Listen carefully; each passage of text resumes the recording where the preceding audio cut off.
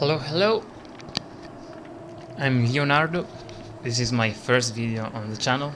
I've been playing Dead by Daylight since January 2017, but I've actually been following the games since earlier. Yeah, I'm basically on OG of DBD, and currently I'm a pyramid head, pinhead aka Cenobite, and Sadako main in DBD, and I played these three killers a lot, and it's still actually easy to get rusty when you change from one to the other. But mostly I play these three killers, and then I don't usually enjoy too much playing some other killers. And today we are gonna discuss what in my opinion is the best build you can possibly bring on Pyramid Head. So let's start with the build, and which is the most important part, and then with the add-ons. With the add-ons, basically it's, well, if you see I don't have the ultra rares one. It's because I did not buy them before, because they're pointless. Like, there is no point. Maybe I can buy them just in the hope that they'll get better in the future, but they're almost pointless. Like, unless they have the key blindness, pointless, oblivious, pointless, to last too little, hemorrhage, pointless, maybe a bit useful, but so the main add-ons you want to bring usually are the from green and below. So yeah, of course the range one, but then the ratio one and the recharge ones are actually quite good. Duration is always better than recharge, because recharge, even the yellow duration, which is this one, is better than this, because you have more. You can use the M2, the sword on the ground, the rights of judgment on the ground for longer, so you don't need the recharge. But if you want to, you can bring this and this, or this and range, of course, because the range one is the best one by far. The killer instinct are trash, so let's just go with these two. These are, in my opinion, range is not that necessary. Like, it's very good, and sometimes you need it, but max range, it's not crazy. Maybe, I think it's an open discussion. Maybe duration can actually be better. For the strategy I'll discuss later, which is to place torment around hooks, or if you can do it around a cage, but that's much harder, of course, or around a gen, but usually that's almost never gonna happen, but it can happen. So let's I did not wanna put the build all here immediately, because I wanna discuss the perks, which you might say, oh my god, why did you choose this perk? But trust me that it really actually works. I will not explain the perks. I consider this build as if you were already, this tutorial as if you were already advanced in DBD, not as if you are a beginner, because in which case, well, it's better if you learn more the strategies, the perks, and actually go on the wiki, because it's very useful. You can learn a lot of information, a lot of stats about all killers. Well, the first perk, of course, is Corrupt Intervention. It's simply the best perk of all. This because, you know, for obvious reasons, is by comp players, and this is I'm not considering this with tournament rules from DBE or DBD League or any other competitive tournament rule set. This is just about as if everything is allowed, or as if this was the DBD Community Cup. So if this was the DBD Community Cup, you'd have to choose the yellow or the uncommon or the common ones, but you can choose all the perks you want. So clearly, for obvious reasons, and why, if you don't know why, I'll explain this in another video. Tunneling, especially with Pyramid Head, is straight up the best answer to win consistently. It's straight up good. So the pretty basic thing is corrupt and deadlock,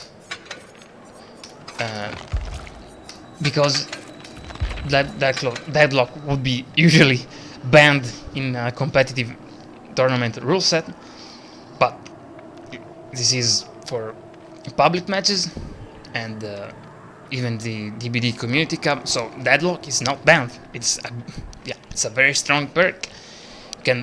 If you use corrupt and deadlock by themselves, and it's any killer, I'd say above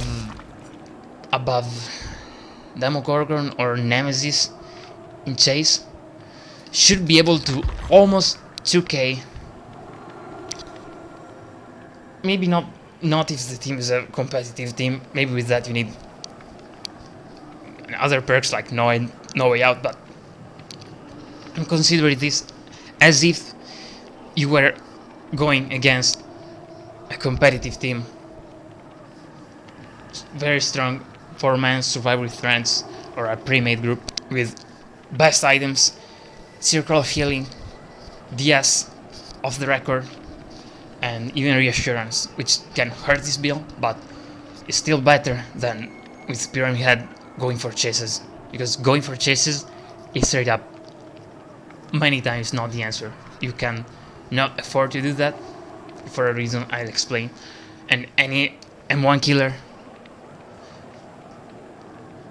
which Pyramid Head can not be, but have the same strats, if you don't use his torment power in a good way, you're just gonna lose. The gens are too fast, and this is simply the sad reality of DBD. You cannot afford yourself to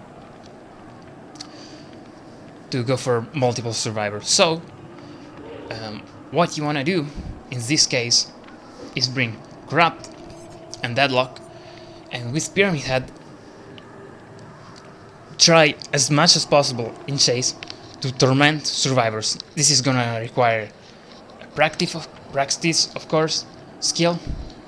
If you down someone and they don't get tormented, you have to place the torment around the hook, which is 4 meters from the center of the hook. It's not exactly where the survivor is, it's a bit behind the hook, but it's 4 meters, and you have to place a trail in a way that when the survivor gets unhooked, they're basically trapped there and they have to get tormented. So, and if they try to crouch, at least it's gonna be very easy to down them. So you do that, you hook that survivor, and once you do that, when they go to unhook, you have to do a strategy which I'll try to explain in a video. It's very strong. If someone comes late to the hook, you try to body block the hook with your body. This is a competitive strat, and once you body block the hook, you force them to second stage if you can, unless they have reassurance. If they have reassurance, try to hit the survivor immediately coming, and for reassurance, try to not to either to hook survivors in the basement that's super strong with Pyramid Head, or not to hook survivors on multiple floors. On multiple floors, for example on the game, it's very easy to reassure a survivor from above or from below. So if you do that, well, if you don't know what reassurance is, go on the DBD wiki, and it's a survivor perk that allows you to buy 30 seconds of hook time. That can be very strong and basically the main counter to this strategy. That and camaraderie, aka kingship, that can work. It's one of the few perks that works on cages, or I don't remember if they have fixed that. I think it still works, and that those can be a problem, but most matches nobody has that perk, and still when they go off a cage they don't have they don't have reassurance, they don't have off the record, they don't have, and I think you can actually time it in a way they can't that hard once they get not unhooked but uncaged, and that is gonna be your main strat with Pyramid Head. Many people say there are some situations where you have to hook people, and many where you have to so many say that you have to cage them usually, and then some say that you have to hook always, and they're not totally wrong. You have to choose when to cage and when to hook. In my opinion, it's always better to hook first. Why this? Because if you hook people first, unless you suspect someone can have deliverance, if you hook people first,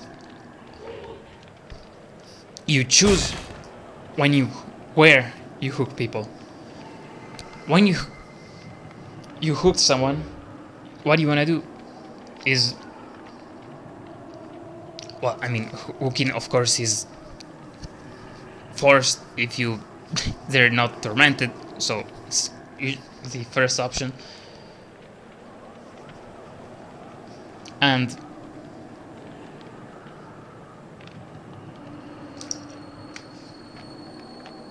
okay, I'm sorry I took a little break. I'm not used to speaking in English, even if I'm quite acquainted to writing and listening to English for the main DBD content creators, but even podcasts and other content. So what you want to do is always hooking people first. Always do that. You're gonna, and possibly hook near a Zambi repair. If it's a competitive team or a very strong team, they're not gonna go down near hooks. They're gonna die in the corrupt area, and getting value from anything's gonna be hard from hook positioning, but it's not gonna be impossible. If you see that they try to sabotage a hook and go in the map corner, you have the advantage of being able to cage them. So always remember that, and in that case, cage, of course. It's the safest option, and an option that can predict it.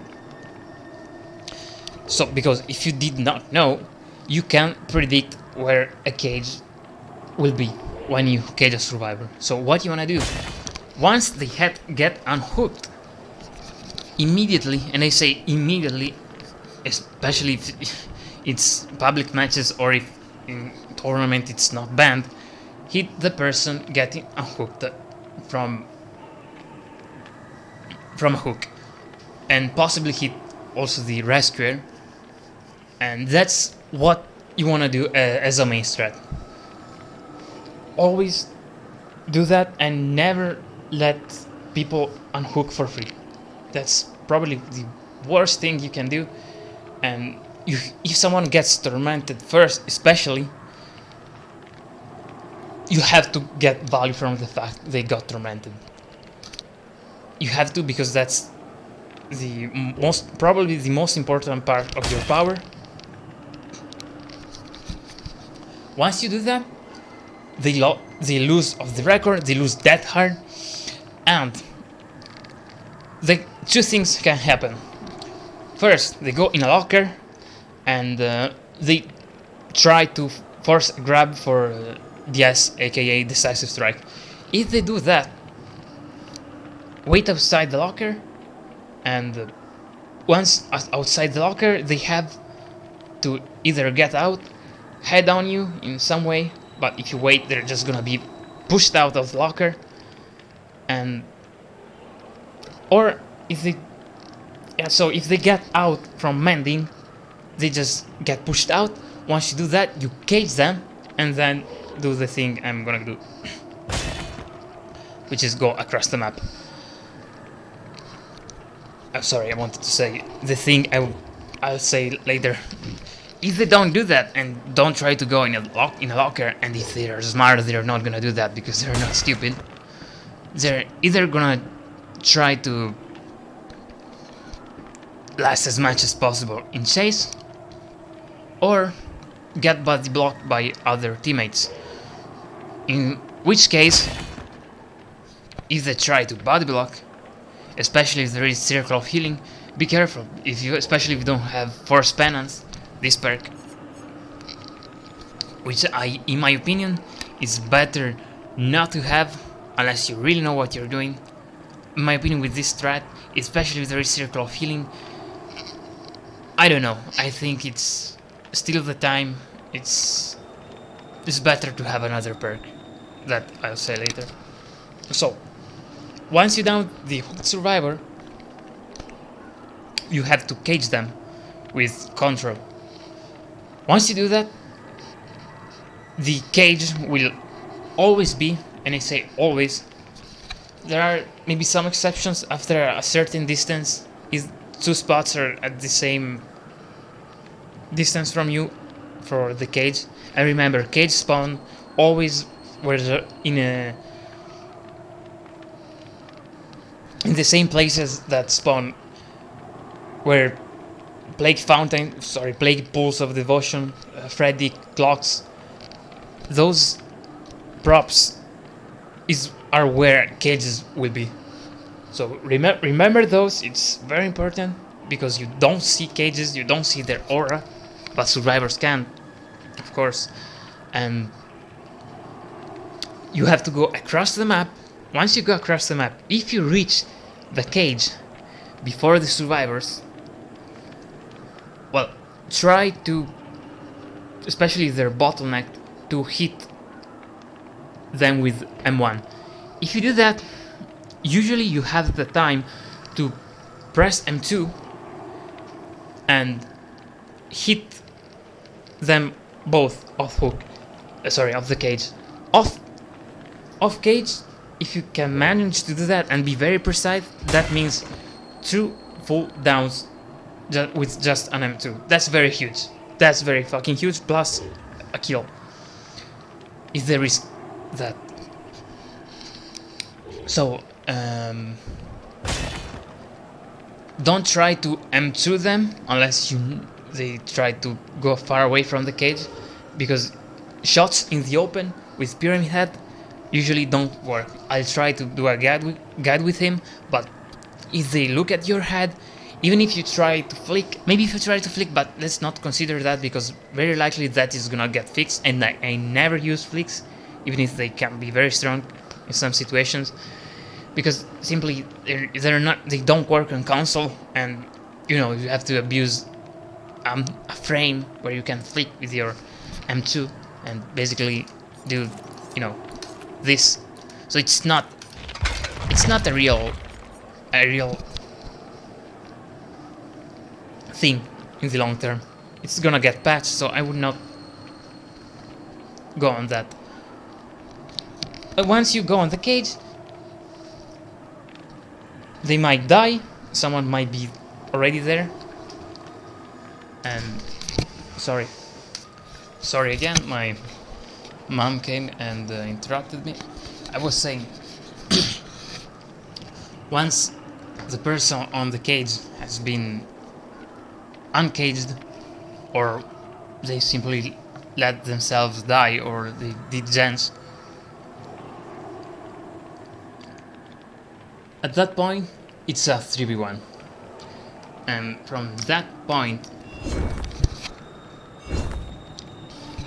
it's gonna be where maybe you might wanna choose different perks. Because from that point, either you go for the classic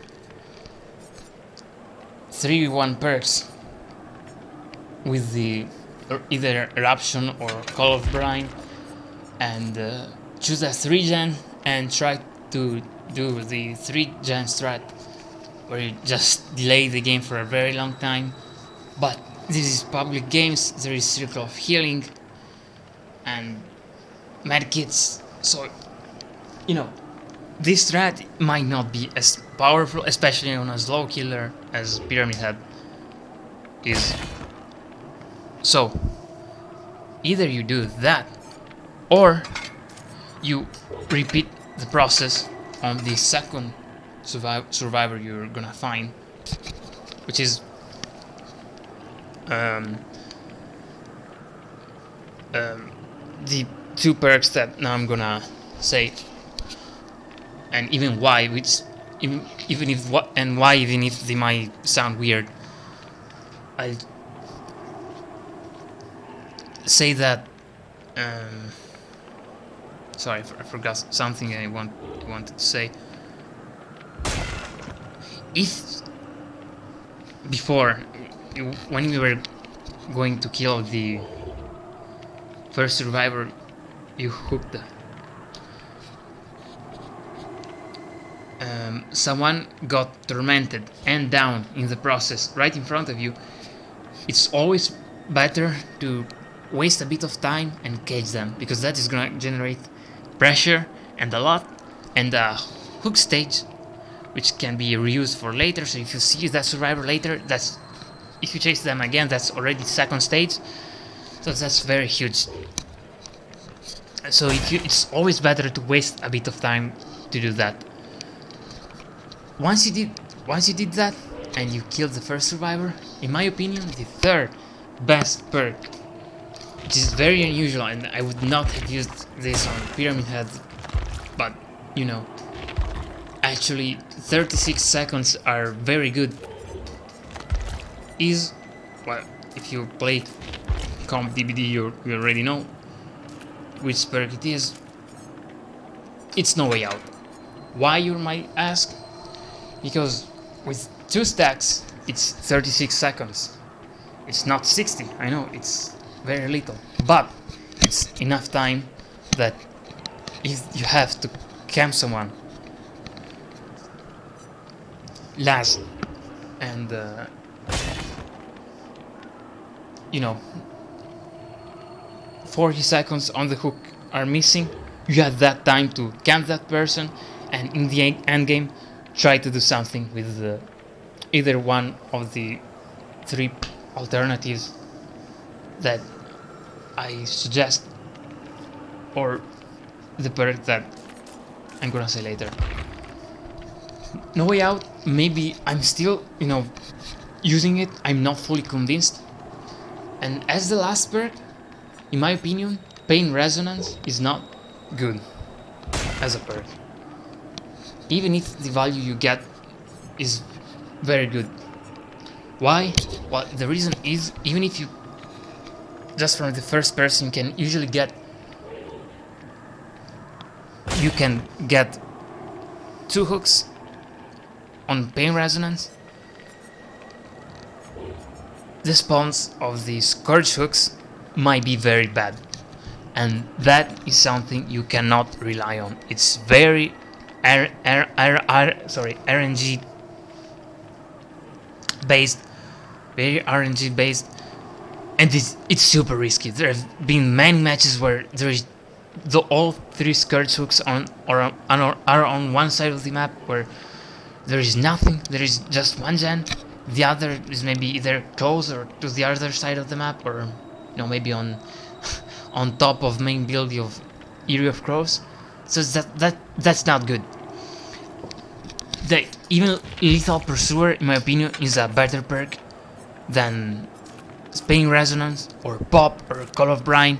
Pain Resonance is just very bad, and if maybe they can have Saboteur, but if they can predict it, or sabo the hooks, or go in a place where there are no Scourge hooks, you're fucked. Like, the perk gets no value, and it's not this, and it's even the reason why the other Scourge hook perks are super risky, because the risk is too big.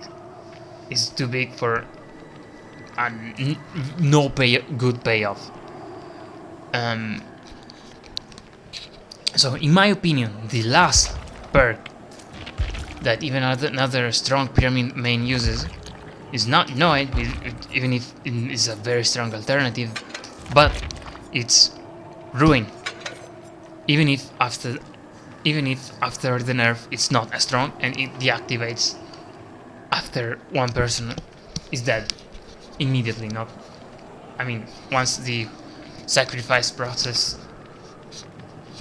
is over. Why? Because in my opinion it's better than any body block perk.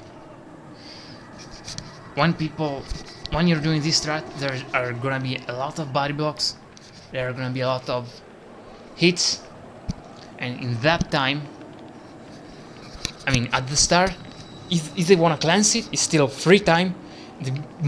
Perhaps the most important thing in DBD is as much pressure as possible you can have at the start, which is if they cleanse Ruin, it's gonna be a lot, because you chase a person and maybe they try to bless it. If you hear a circle of healing, or a boom sound when you go into a match, just tunnel even more. Like, you're not gonna win spreading pressure if circle of healing is around. This is the sad story of DBD, and why that perk has to be reworked. In my opinion, is super busted. It allows for infinite body blocks, but with Pyramid Head you can do stuff. You can zone survivors, you can use your M2 to try to avoid a body block.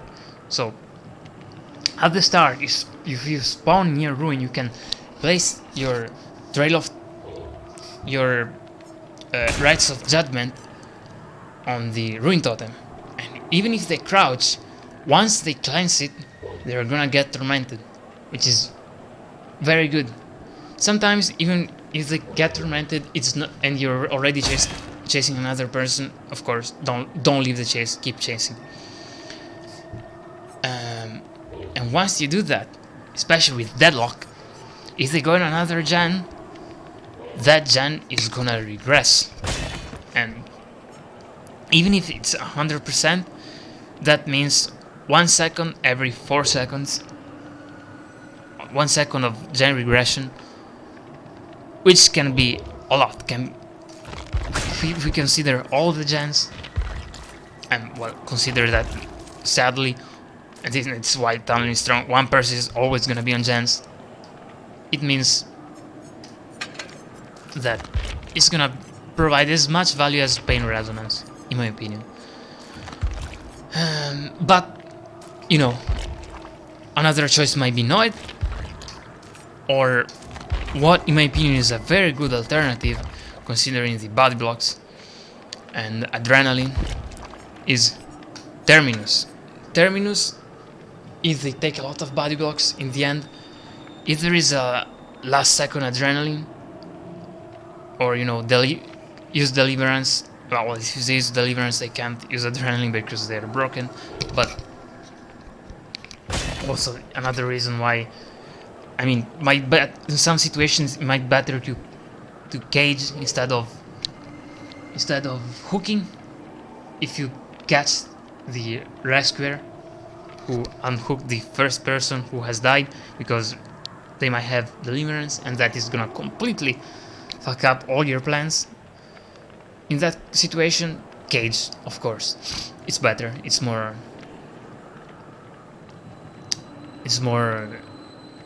safe. With Terminus, they're just broken. In any case, they can't use insta heals, they can't use for the people.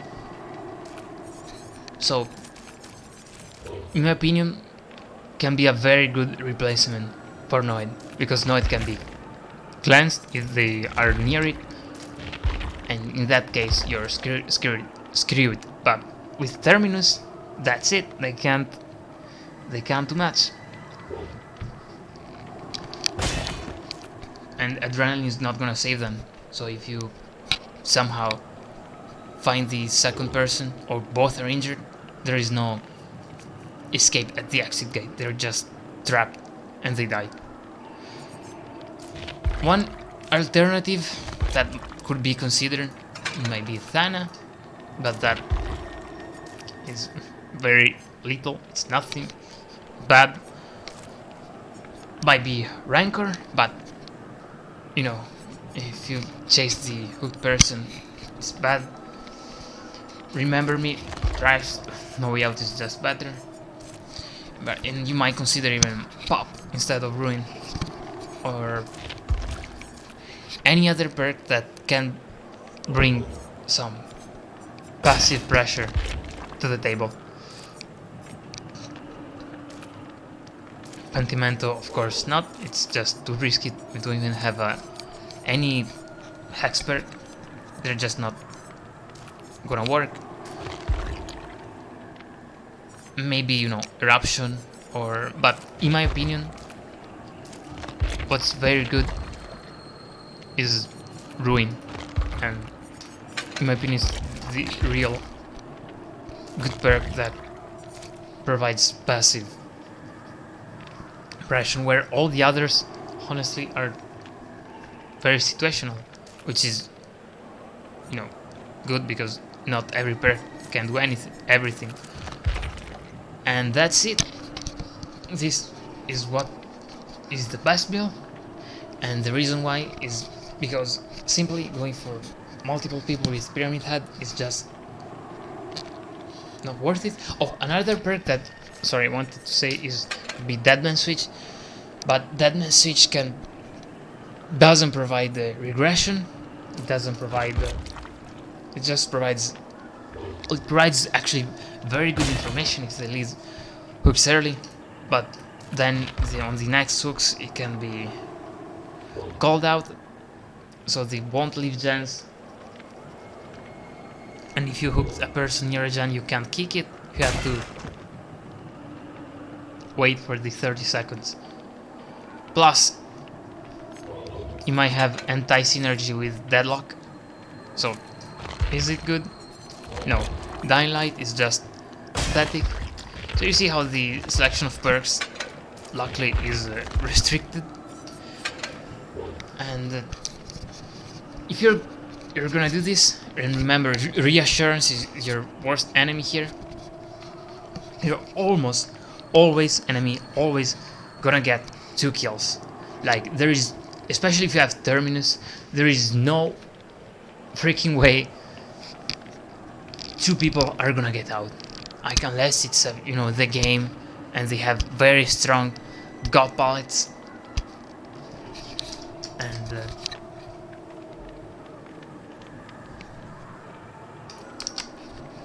I'm sorry, I was saying, unless it's the game with Terminus, but I mean, even without it, it's almost guaranteed you're gonna get 2 kills. If you play correctly, 2 kills should be, especially with Noid, it should be like very easy. You should not ever lose. If the tournament rules go for stages, that's when maybe other perks might be good and tunneling not as worth it because it provides less points. But still, remember that there are a lot of perks. I doubt there is gonna be a stronger build than this. And this is the sad reality of DBD. Tunneling is just the, especially with Pyramid, the way to go if you can afford it, and if you have to use your power as mercilessly as possible. There are just no saviors when it's 4 medkits, especially if it's 4 medkits and it's not toolboxes. But even with toolboxes, spreading pressure is just laughable. You get nothing. You get absolutely nothing if you're new to DBD, but in which case, why are you even listening to this? So this is the build, and tell me what you think.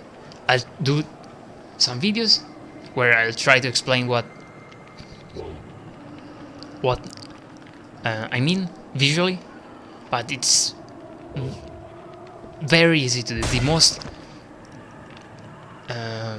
maybe even harder things are gonna be finding someone at the start, especially harder maps. Oh, and one last thing is, if it's a map like the game, or especially Midwich or Larry's, maybe not. I mean, even Larry's, because the strat is the same, as I'm gonna say. Any stupid indoor map or Area of Crows, abuse the fact tunneling. I mean, doing the tunneling. The fact that gens are a bit further from each other, and that the visibility from one to the other is limited. Once you do that,